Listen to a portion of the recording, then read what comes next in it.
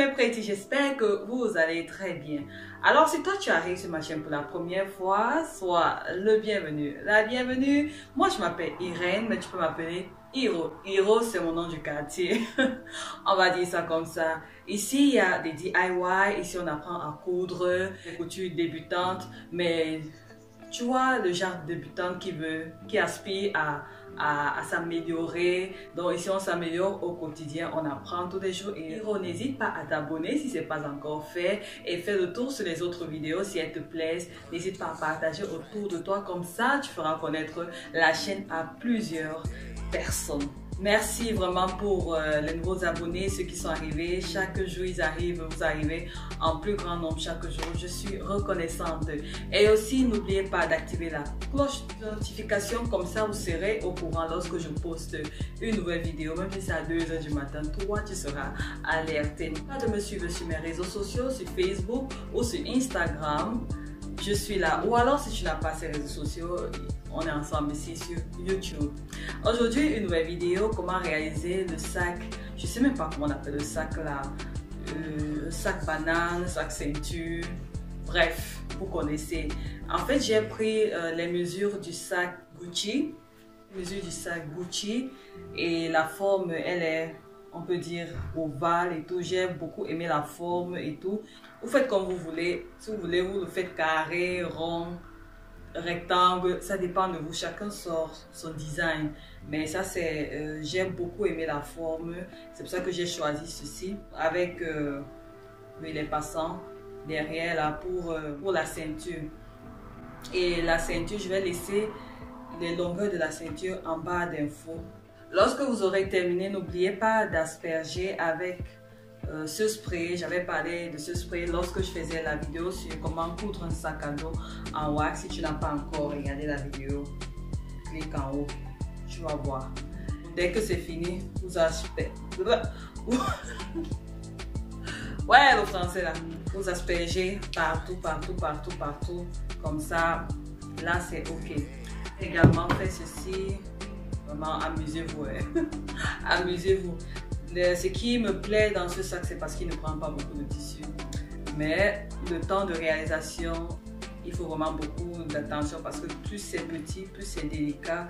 Il faut vraiment être concentré plus. Sinon, les mesures seront fausses et tout. Donc, et les formes, il faut vraiment être concentré.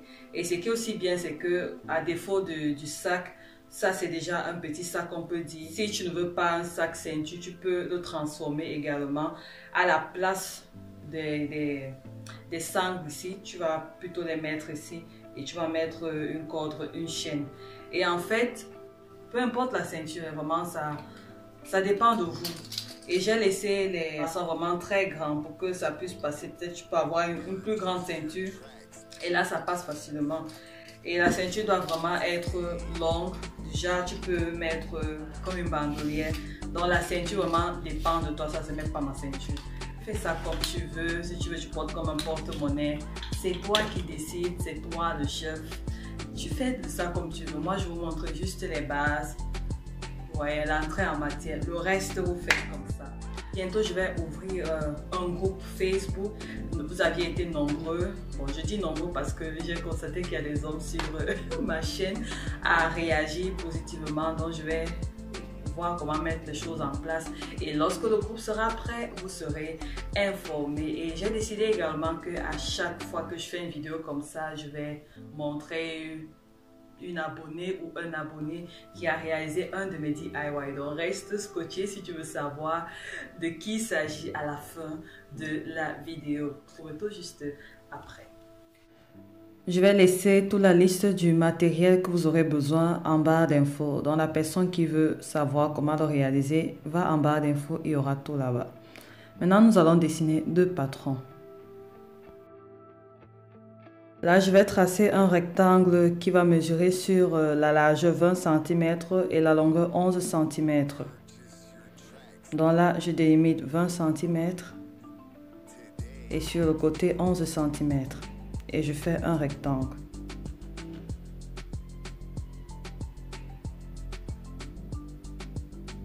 Ensuite, je vais chercher le milieu je vais tracer comme ceci. Et je vais également chercher le milieu de 20. Et là, je trace comme ceci. Et ensuite, je vais prendre un bol comme ça, juste pour faire les arrondis. Soit nickel. Je trace comme ça. Comme vous voyez, j'ai essayé de tracer à la main l'autre, mais c'était pas beau. Donc, je vais utiliser ce petit arrondi, le premier que j'ai fait. Et je vais essayer de le matcher avec les autres. Comme ça, j'aurai les bonnes mesures. Je coupe mon patron comme sur l'image. Je vais plier comme ça. Cette partie est la bonne mesure.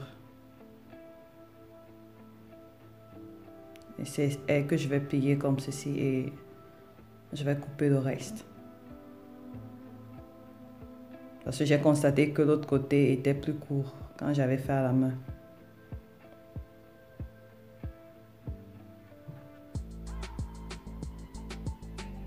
Voilà, lorsque c'est terminé, je vais mesurer cette distance. C'est elle qui sera la bande du bas du sac et la fermeture, au niveau de la fermeture. Et là, ça me fait 27 cm. Donc, je vais tracer 27 cm et 5 cm sur la hauteur. Voilà, je me retrouve avec deux choses comme ça. On va couper 2 pièces de chaque patron.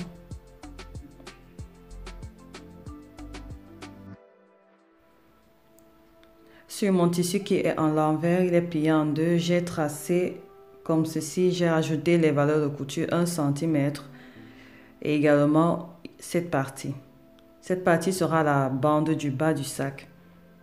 Et ensuite, lorsque j'aurai terminé de couper ceci, je vais reprendre la même chose et je vais rajouter 1 cm. Ça fera partie de la bande là où nous allons poser la fermeture. Parce que j'ai constaté que parfois, quand je coupe la même grosseur, avec la fermeture, je me retrouve avec juste une petite bande et ça fausse les mesures. Donc, par mesure de sécurité, j'ai préféré faire comme ça. Et s'il y en a plus, je vais diminuer. Et j'ai mes deux petits sangles comme ça, qui mesurent 7 cm sur 10 cm. Vous coupez comme ça, deux. Donc, vous aurez deux pièces de deux coupons de chaque patron pour le tissu principal.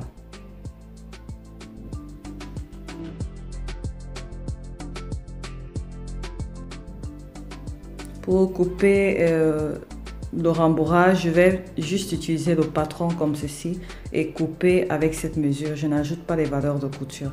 Comme ça m'évitera que j'ai un tissu épais lors de l'assemblage parce que j'ai constaté ça et ça me gênait beaucoup. Donc je coupe juste avec le patron et ça donnera ceci.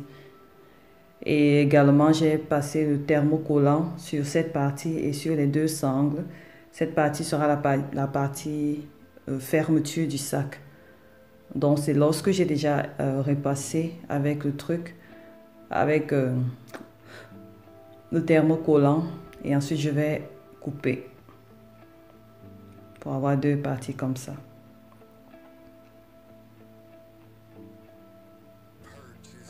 Pour la doublure, pareil, je vais prendre les pièces principales, je vais couper comme ceci. Également, là, les deux petites pièces pour la fermeture. Maintenant, nous allons fabriquer le passepoil. Si tu n'as pas encore regardé ma vidéo sur comment coudre un coussin passepoilé, je t'invite à aller en barre d'infos où je vais laisser le lien là et tu pourras voir comment ça se passe. Là, j'ai pris mon simili-cuir et j'ai passé la ficelle dessus et je vais coudre tout autour. Ensuite, je vais apprêter les sangles du sac. Je plie comme ça 1 cm environ sur chaque côté. Et ensuite, je vais les coller comme ça et je vais faire une couture là et là sur les deux côtés. Bon, là, c'est fait. Et je prends dans mon tissu principal, comme vous voyez, et je vais d'abord placer les sangles. Je mesure si j'ai ma ceinture, si j'ai une ceinture que je sais que oui, c'est elle que je vais porter avec le sac. Donc là, j'ai essayé de mesurer pour voir la quantité dont j'aurai besoin. Et je vais passer le fil là, là. Voilà, c'est fait. Je vérifie.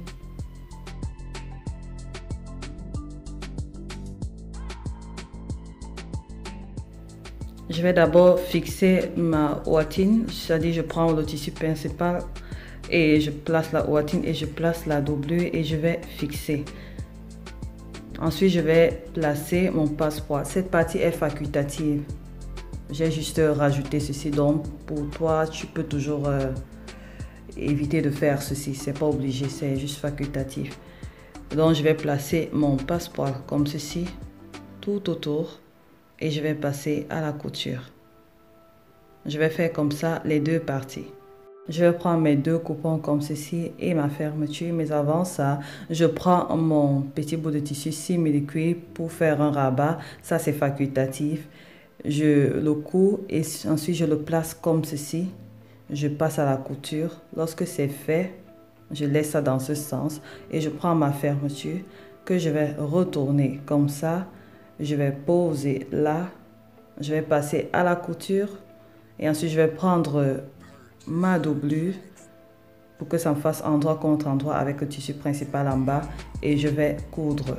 Lorsque c'est fait, je vais surpiquer juste comme ça sur le tissu principal, comme ça pour qu'on n'ait pas de couture sur la doublure. Ensuite, je prends donc le tissu principal et je retourne ma fermeture comme ça. Je le place là et je prends la doublure, le côté envers face à moi et je vais coudre. Et également, je vais surpiquer juste cette partie. Et le tour est joué. Je vous invite à aller regarder la vidéo sur comment coudre un sac à dos. Je pense que c'est plus explicite là-bas. Et là, la fermeture, elle est terminée. Ma fermeture, elle est très longue. Bon, pas très longue, elle est quand même longue. Je vais coudre là et je vais couper.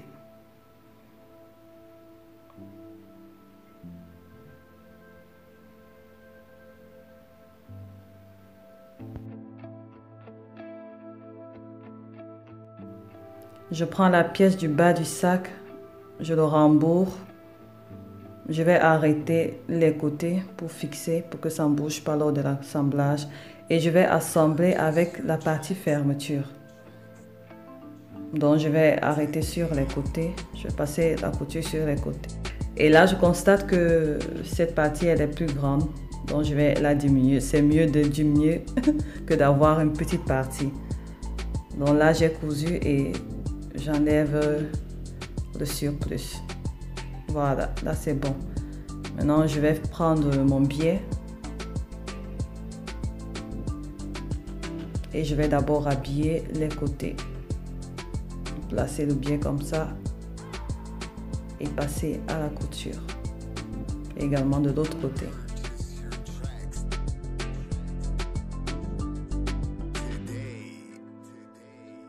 Voilà, j'ai toutes mes pièces en place. Je vais passer en surpiqûre là.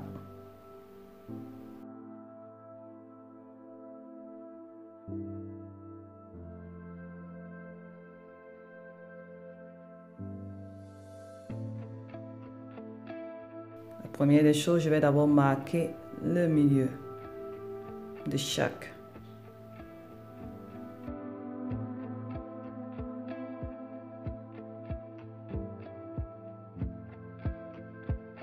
Et également le milieu de cette partie.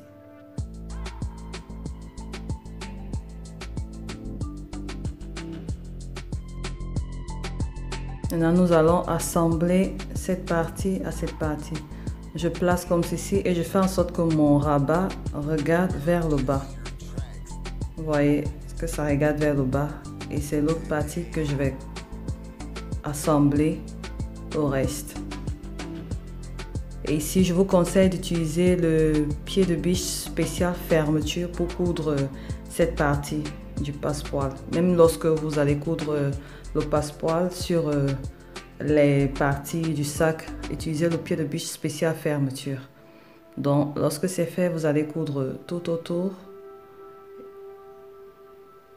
Et ensuite, lorsque ça sera fait, vous ouvrez la fermeture, vous faites pareil de l'autre côté. Et ensuite, vous allez habiller avec le biais également de l'autre côté. Mais avant cela, il faut couper, vraiment tailler, que ça soit très petit. Et ensuite, vous allez placer le biais et vous allez coudre. Donc, vous diminuez cette partie. Parce que quand c'est grand, le biais ne pourra pas suffire. Et vous cousez tout le tour et ce sera terminé.